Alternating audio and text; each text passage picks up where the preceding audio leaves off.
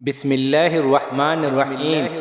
ایک یتیم بچہ تھا، ان کا نام عبداللہ تھا۔ چچا نے پرورش کی تھی۔ جب جوان ہوئے تو چچا نے اونٹ اور بکریاں اور غلام دے کر ان کی حیثیت درست کر دی تھی۔ حضرت عبداللہ رضی اللہ تعالی عنہ نے اسلام کے متعلق کچھ سنا تو دل میں توحید کا جذبہ پیدا ہوا، لیکن چچا سے اس قدر ڈر تھا کہ اظہار اسلام نہ کر سکے۔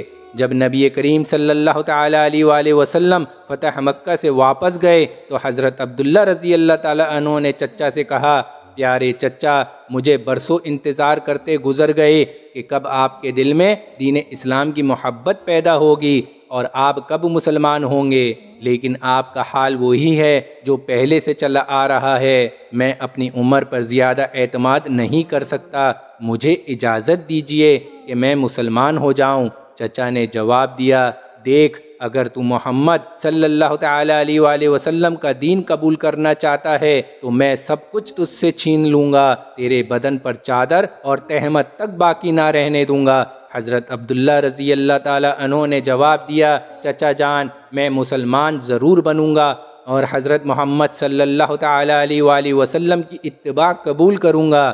شرک اور بت پرستی سے میں بیزار ہو چکا ہوں، اب جو آپ کی منشا ہے کیجئے، اور جو کچھ میرے قبضے میں زر و مال وغیرہ ہے سب کچھ سنبھال لیجئے۔ میں جانتا ہوں کہ ان چیزوں کو آخر ایک روز یہیں دنیا میں چھوڑ جانا ہے، اس لیے میں ان مال و دولت کے لیے سچے دین کو ترک نہیں کر سکتا۔ حضرت عبداللہ رضی اللہ تعالی عنہ نے یہ کہہ کر کپڑے اتار دیے اور ماں کے پاس گئے۔ ماں دیکھ کر حیران ہوئی کہ کیا ہوا؟ حضرت عبداللہ رضی اللہ تعالی عنہ نے کہا، میں مومن ہو گیا ہوں، نبی کریم صلی اللہ تعالی علیہ وآلہ وسلم کی خدمت میں جانا چاہتا ہوں، ستر پوشی کے لیے کپڑے کی ضرورت ہے، مہربانی فرما کر دے دیجئے۔ ماں نے ایک کمبل دیا۔ حضرت عبداللہ رضی اللہ تعالی عنہ نے کمبل پھاڑا، آدھے کا تہمت بنا لیا اور آدھا اوپر ڈھانپ لیا اور مدینہ منورہ کے لیے روانہ ہو گئے۔ صبح سویرے مسجد نبوی پہنچ گئے اور مسجد سے تکیہ لگا کر حضرت صلی اللہ تعالی علیہ وآلہ وسلم کے انتظار میں بیٹھ گئے۔ نبی کریم صلی اللہ تعالی علیہ وآلہ وسلم جب مسجد مبارکہ میں تشریف لائے تو انہوں نے دیکھ کر پوچھا کہ کون ہو؟ کہا، میرا نام عبدالعزیٰ ہے، فقیر و مسافر ہوں، عاشق و جمال اور طالب ہدایت ہو کر در دولت آ پہنچا ہوں۔ نبی کریم صلی اللہ تعالی علیہ وآلہ وسلم نے فرمایا، تمہارا نام عبداللہ ہے، ذوالبجادین لقب ہے، تم ہمارے قریب ہی ٹھہرو اور مسجد میں رہا کرو۔ حضرت عبداللہ رضی اللہ تعالی عنہ اصحاب صفا میں شامل ہو گئے۔ نبی کریم صلی اللہ تعالی علیہ وآلہ وسلم سے قرآن سیکھتے اور دن بھر عجب ذوق و شوق وش و نشاط سے پڑھا کرتے۔ ایک دفعہ حضرت عمر فاروق رضی اللہ تعالی عنہ نے کہا کہ لوگ تو نماز پڑھ رہے ہیں اور یہ عربی اس قدر بلند آواز سے ذکر کر رہے ہیں کہ دوسروں کی قرأت میں مزاحمت ہوتی ہے۔ نبی کریم صلی اللہ تعالی علیہ وآلہ وسلم نے فرمایا، عمر، اسے کچھ نہ کہو، یہ تو اللہ اور رسول صلی اللہ تعالی علیہ وآلہ وسلم کے لیے سب کچھ چھوڑ چھاڑ کر آیا ہے۔ حضرت عبداللہ رضی اللہ تعالی عنہ کے سامنے غزوہ تبوک کی تیاری ہونے لگی تو یہ بھی رسول اللہ صلی اللہ تعالی علیہ وآلہ وسلم کی خدمت میں آئے۔ عرض کیا، یا رسول اللہ صلی اللہ تعالی علیہ وآلہ وسلم، دعا فرمائیے کہ میں بھی راہ خدا میں شہید ہو جاؤں۔ نبی کریم صلی اللہ تعالی علیہ وآلہ وسلم نے فرمایا، جاؤ کسی درخت کا چھلکا اتار لاؤ۔ حضرت عبداللہ رضی اللہ تعالی عنہ لے آئے۔ نبی کریم صلی اللہ تعالی علیہ وآلہ وسلم نے وہ چھلکا ان کے بازو پر باندھ دیا اور زبان مبارک سے فرمایا، الہی، میں کفار پر اس کا خون حرام کرتا ہوں۔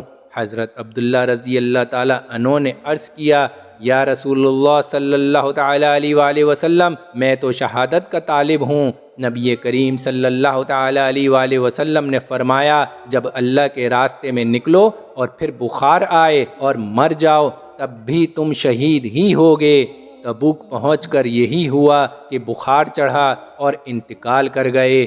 حضرت بلال بن حارث کا بیان ہے کہ میں نے حضرت عبداللہ رضی اللہ تعالیٰ عنہ کے دفن کی کیفیت دیکھی ہے۔ رات کا وقت تھا، حضرت بلال رضی اللہ تعالیٰ عنہ کے پاس میں چراغ تھا، حضرت ابو بکر صدیق اور حضرت عمر رضی اللہ تعالیٰ عنہم اجمعین ان کی لاش کو لحد میں رکھ رہے تھے۔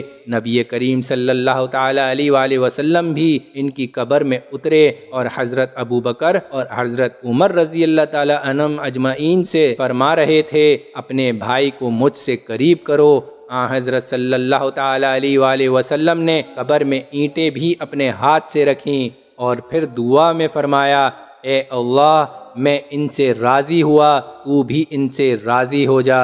حضرت ابن مسعود رضی اللہ تعالیٰ عنہ فرماتے ہیں، کاش اس قبر میں دفن کیا جاتا۔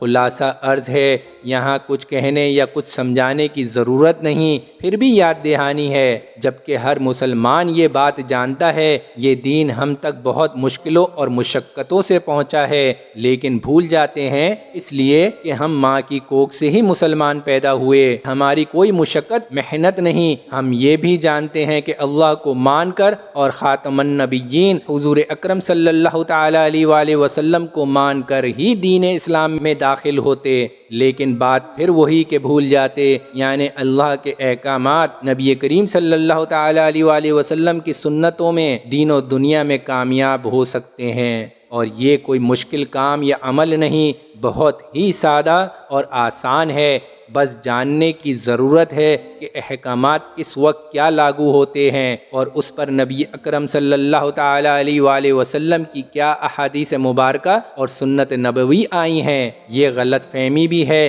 کہ دین میں معاشرتی عمل یعنی دنیاوی کام کو کرنا مشکل ہوتا، جو کہ غلط ہے۔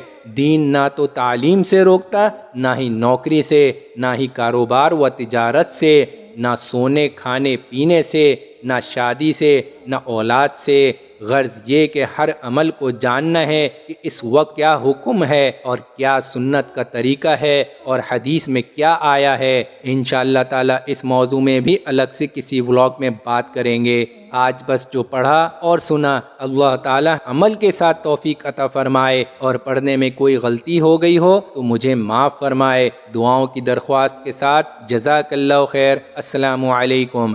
دعاؤں کا طلبگار عمران امین۔